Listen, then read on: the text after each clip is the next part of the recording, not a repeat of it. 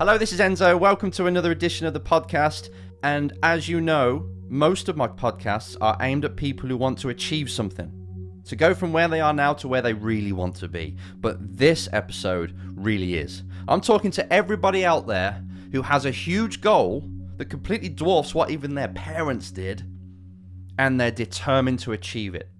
This could be in sport, in business, in life, in whatever. If you've got a big idea, a big goal that you want to execute on and you want to live, seeing yourself in 10 years' time, being this person, and maybe it's money, maybe it's the world championship.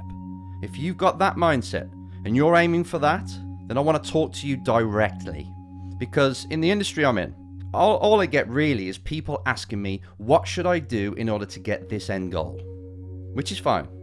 They want to know what past people have done. So Enzo, you're working with so many race drivers and they've achieved this. Can you tell me what they did and can you teach me the same? Which again is cool, it's no problem. Modeling people that have succeeded before you is a very good strategy for doing the same.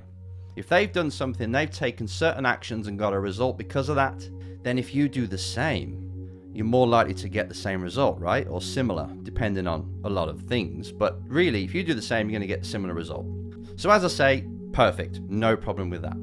But there's one thing that I'm noticing, is that when people are so obsessed by finding out how other people have succeeded before them, they forget to actually take the action themselves. They're in completely research mode. They just want to know, what did that person eat? What did that person do? Oh my God, they're amazing. And they put them on this pedestal instead of looking at themselves and saying, hang on a minute, am I actually taking these actions? Am I doing the sort of things that will get me the same result? So I want to take you away from research. I want to take you away from watching documentaries about these people and put you more in the driving seat about what you're going to do today. And when I say today, I mean in the next 24 hours.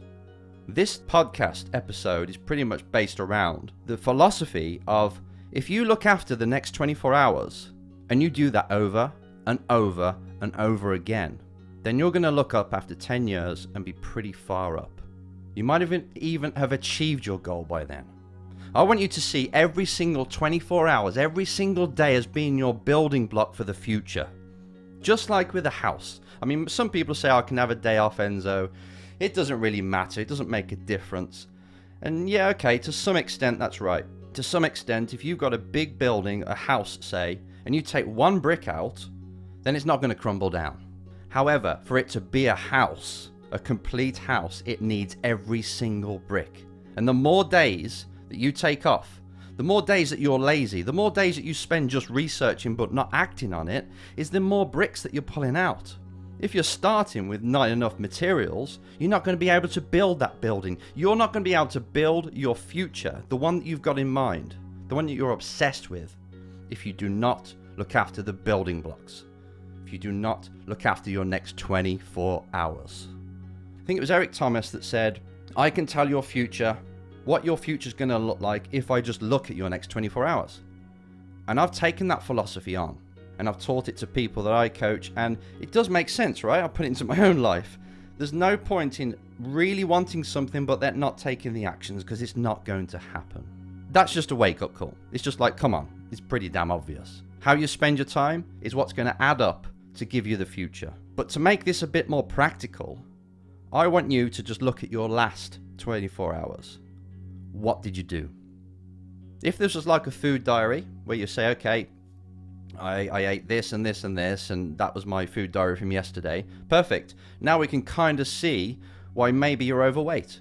If we look at your food diary, how you ate over the last 24 hours, we can see why you've got that extra few pounds that you want to get rid of, but you can't. I want to do this with your time. Have a look over the last day and write down, or at least remember, if you can't be bothered to write it down, how many hours did you spend sleeping? How many hours did you spend on your phone? How many hours did you spend just messing around and losing time? How many hours did you spend worrying about stuff and not acting? And how many hours did you just waste in all the other areas? Then, how many hours did you spend moving forward? Actually gaining you, not learning something or researching. I mean actions that opened up doors and allowed you to get closer to that big goal. Results. And if you're thinking back and thinking, actually, Enzo, damn it, I probably spent about 10 minutes on actual forward moving actions, then we have a problem. Because if you're only getting 10 minutes every day, can you imagine what that's going to look like in 10 years? There's going to be nothing there. You're barely treading water. So I want you to really take control of the next 24. In fact, do it again if you want to. Over the next 24 hours, just watch how you spend them. Then at the end of that, the end of tomorrow, have a look at it, get it really deeply rooted, really painful, laugh at it, and just see how it's not taking you anywhere near. And from that moment on, I want you to be very conscious of how you're going to spend it. I want you to extract and squeeze as much as you can out of the next 24 after that. How can I design my day to take me actually forward?